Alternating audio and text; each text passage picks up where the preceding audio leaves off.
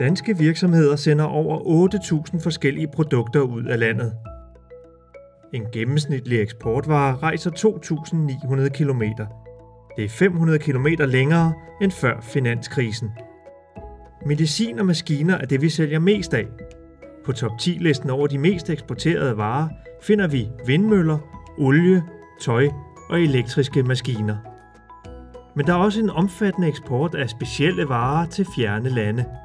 For eksempel eksporterer vi blåskimmelost for 107 millioner kroner til Australien, mens Hongkong modtager småkager og kiks for 192 millioner kroner om året.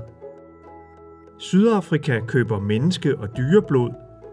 I Saudi-Arabien spiser de dansk smør og andre fedtstoffer fra mælk, og i Rusland er de glade for frosne rejer. Lokale skikke og præferencer har altså betydning for, hvilke danske varer der er bud efter i den store verden. Selvom eksportvarernes gennemsnitlige rejse er forlænget, eksporterer vi stadig mest til de lande, der ligner os mest. USA køber høreapparater for 1,7 milliarder. I Storbritannien er de stadig vilde med vores svinekød. Og i Tyskland kan de godt lide at gå i dansk designet tøj.